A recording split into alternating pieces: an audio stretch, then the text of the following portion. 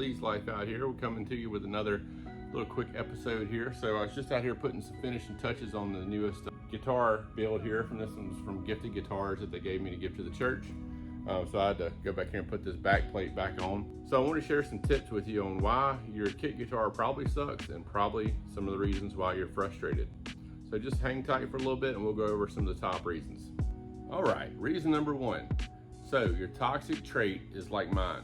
You watch a YouTube video and you think, I can do that, no big deal. Well, a guitar kit is a big deal. It's a lot to it. Now, you can get kits that are plug and play and just plug everything in, screw it together. That's not that big a deal. But if you want like a replica of a Les Paul or a Strat or something that's like a lot more detailed, stuff like perfect glass, paint job, and it's plays beautifully, and it's not, the action's not high and all that, plug and play kit isn't for you. You're gonna need to have some tools. All right, so tools, that's my next one. You're not gonna build a guitar with a screwdriver and a hammer. So I'm just gonna show you a couple things that I had to buy through my guitar making journey so far. All right, guys, so tip number two, you're gonna need tools. So we got some little, this was my first one I bought to crown frets. It sucks, so I had to buy another one.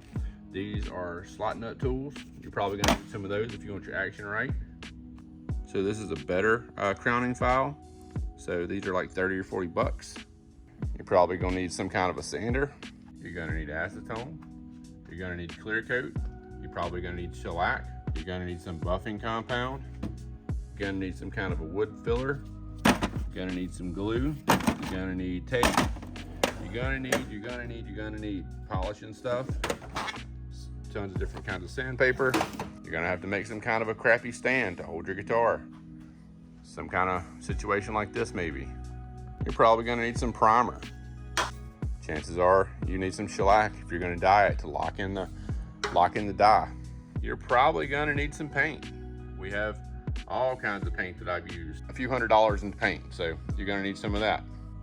I love this tool right here, hair dryer. If you wanna speed up something drying, get a cheap hair dryer. If you're gonna do lacquer, you might as well, if you live in the South, you're gonna need some brush retarder. All right, so you get the picture. So you're gonna need tape, and you're gonna need razor blades, and you're gonna need pencils and scrapers, and you're gonna need sand, all kind of things. So you get the point. So that's tip number two. All right, so that moves us to tip number three, lack of skill. So I've been painting things on and off for my whole life, and painting guitars is completely different. Reason being is you're not just slapping some paint on some old frame or on a truck or something. You're out here trying to make a beautiful, picture perfect replica of something, or you're trying to make some show quality material. So I mentioned having a plug and play kit. So if you don't have electrical skills, some basic woodworking skills, you can spray paint without making a mess, then you're gonna have a problem. So if you don't have any skills, I would start on something easier and then work my way up, or I would find a buddy that's got some skills and say, hey man, help me out with this guitar. All right, so that takes us to tip number four. So number four is this: you have to be patient. These things aren't built overnight, so it takes a while. So you have to let the paint dry. You have to let grain filler dry. You have to let clear coat dry before you can sand it, and you got to buff it, and it takes all these things. Now, you can get plug and play kits if you want, and just rub some dye on it, or some you can rub some stain on it and let it dry, call it a day. But if you want that picture perfect beautiful guitar, you're gonna have to be patient. So do yourself a favor, don't rush it. You'll want to play it, but do not rush it. Next point, you got to know when to stop. With guitars, they're delicate, the corners are delicate. You're not gonna get a lot of coating on the corners. You're gonna wanna sand just a little bit more to get that thing just right, and you're gonna burn through the paint. You're gonna wanna spray one more coat, or do one more thing. Oh, there's a piece of dirt, let me get that off, and you're gonna mess up. So if it looks good, leave it alone. All right, last but not least, here you go.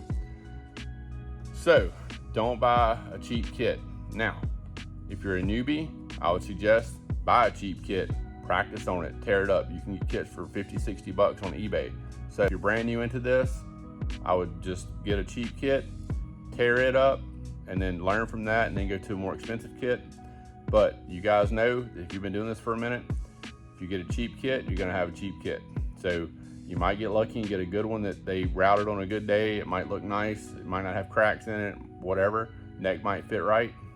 But a cheap kit is probably just gonna be a cheap kit. If you think you wanna build a kit guitar, go for it. But if you want perfect finishes, this isn't for the faint of heart.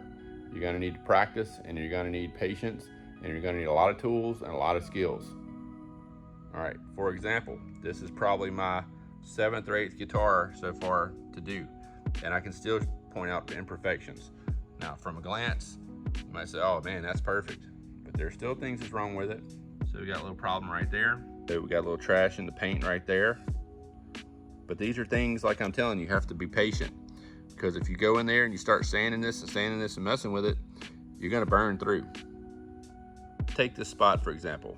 When I was clear coating, I saw that spot happen, but it was too late. I couldn't get it out. I'd already dumped too much clear coat. So we just went right over the top of it, and it's just there forever. But you gotta think about a 30,000 foot view. You can't see it anymore. All right, guys, so that's all the tips. So I think you can do it. So just stick with it, get a cheap kit. That's where you start. Didn't cut my teeth on a cheap kit, which I did, but we learn from our mistakes. So go back and watch some of my videos, and I'll show you how to not make some of the mistakes that I made. If you're going through some of this stuff, I can sympathize with you. I've been through it all. I've done every one of these. I didn't have enough equipment. I didn't have enough experience.